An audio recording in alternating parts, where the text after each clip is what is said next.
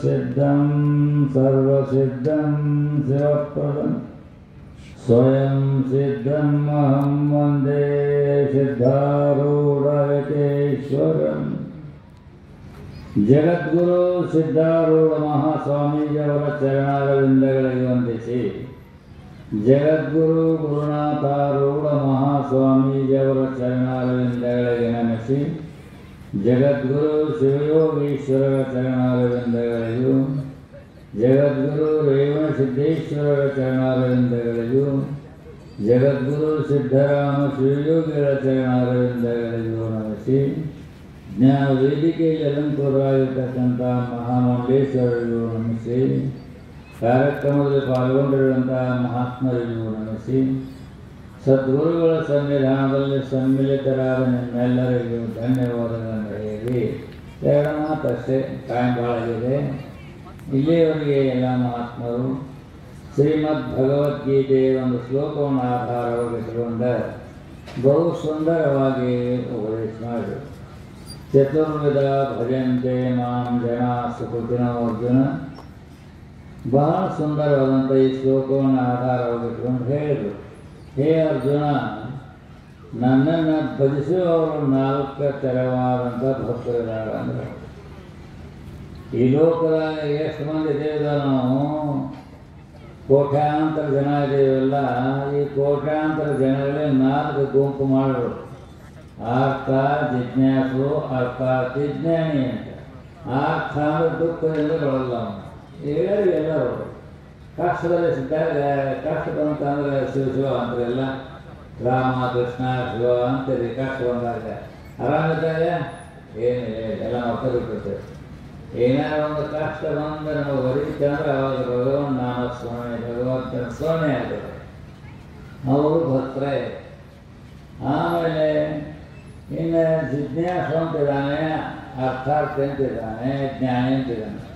ಅರ್ಥಾರ್ಥಿ ಅಂದರೆ ಸಂಪತ್ತನ್ನು ಪಡ್ಕೊಳ್ಬೇಕಂತೇಳಿ ದೇವರಿಗೆ ಎಷ್ಟು ಬೇಡ್ಕೋತಾರೆ. ಹೇ ಪರಮಾತ್ಮ, ನನಗೆ 1 ಕೋಟಿ ರೂಪಾಯಿ ಲಾಭ ಆದರೆ ನಿನಗೊಂದು 50,000 ರೂಪಾಯಿ ದಕ್ಷಿಣ ಕೊಡ್ತೀನಿ ಅಂತ ಬೇಡ್ಕೋದೆ ನಾವು.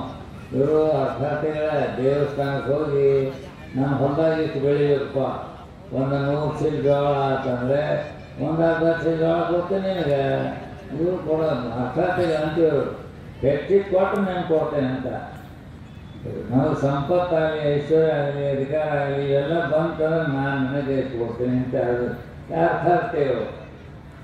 ಇನ್ನು ಮುಮುಕ್ಷುಗಳು, ಜಿಜ್ಞಾಸು ಮುಮುಕ್ಷುಗಳು, ಭಗವತ್ ಸಾಕ್ಷಾತ್ಕಾರ ಮಾಡ್ಕೊಂಡು ಮುಕ್ತರಾಗಬೇಕು, ನಾನು ಧನ್ಯನಾಗಬೇಕಂತ ತಿಳ್ಕೊಂಡು ಪರಮಾತ್ಮನನ್ನು ಪ್ರಾರ್ಥಿಸ್ತಕ್ಕಂಥವರು ಅವರು ಅಂತರ. ಆಮೇಲೆ ಜ್ಞಾನಿತು ಆತ್ಮೈವ ಜ್ಞಾನಿನ ಭಕ್ತ. ನೀನು ಬೇರೆಲ್ಲ, ನಾನು ಬೇರೆಲ್ಲಪ್ಪ, ನಾನು ನೀನು ಒಂದೇ ಪರಿಪೂರ್ಣ ಪರಬ್ರಹ್ಮ ಸ್ವರೂಪ ಇದ್ದೇವೆ ಅಂತ ತಿಳ್ಕೊಂಡ ಭಗವಂತನ ಸ್ವರೂಪನೇ ಆಗಿರ್ತಕ್ಕಂಥ ಭಕ್ತನೂ ಕೂಡ ಜ್ಞಾನಿಯ ಸ್ಥಿತಪ್ರಜ್ಞ. ಯಾವ ಜ್ಞಾನಿನೂ ಭಕ್ತ ಅಂತ ಭಗವಂತನಿಗೆ. ಈ 4 ಕರಣಾದಂಥ ಭಕ್ತರು ನನಗೆ ಇದ್ದಾರೆ ಅಂತೇಳಿ ಭಗವಂತ ಹೇಳ್ಯಾನ. ಆ ದೃಷ್ಟಿಯಲ್ಲಿ ನಾವೆಲ್ಲರೂ ಕೂಡ ಒಂದು ಭಕ್ತರಲ್ಲಿ ಒಂದು ಗುಂಪು ಸೇರಿಕೊಂಡು ಅವ್ರದ್ದೇ ಒಂದದೇವು, ಎರಡದೇವು, ಮೂರದೇ ಗೊತ್ತಿಲ್ಲ. ಯಾಕಂದ್ರೆ ಯಾರಿಗೆ ಸಂಪತ್ತು ಬೇಕನ್ನೋರಿದ್ದೇವೆ, ಆರೋಗ್ಯ ಬೇಕನ್ನೋರಿದ್ದೇವೆ, ಐಶ್ವರ್ಯ ಬೇಕನ್ನೋರಿದ್ದೇವೆ. ಈಗೆಲ್ಲರಿದೆ. ನಾವೆಲ್ಲ ಒಂದು ಗುಂಪಿನಾಗ ಸೇರಿಕೊಂಡು ಭಕ್ತರ ಗುಂಪಿನಲ್ಲಿ ಒಂದು ಗುಂಪು ಇದ್ದೇವೆ. ಆದ್ದರಿಂದ ಇನ್ನೂ ಹೆಚ್ಚೆಚ್ಚಿನ ಭಕ್ತಿಯನ್ನು ಮಾಡಿ ಭಗವಂತನ ಸಾಕ್ಷಾತ್ಕಾರ ಮಾಡಿಕೊಳ್ಳುವಂಥ ಬುದ್ಧಿ ಭಗವಂತ ನಿಮಗೆ ಕೊಡಲಿ ಅಂತೇಳಿ ನಾನು 4 ಕೊಡುವಂಥ ಅಕ್ಷರ. ಓಂ ಸಹನಾವತು ಸಹನೋ ಭುನಕ್ತು ಸಹ ವೀರ್ಯಂಕರವಾವಹೈ ತೇಜಸ್ವಿನಾವಧೀತಮಸ್ತು ಮಾ ವಿದ್ವಿಷಾವಹೈ. ಓಂ ಶಾಂತಿ ಶಾಂತಿ ಶಾಂತಿ.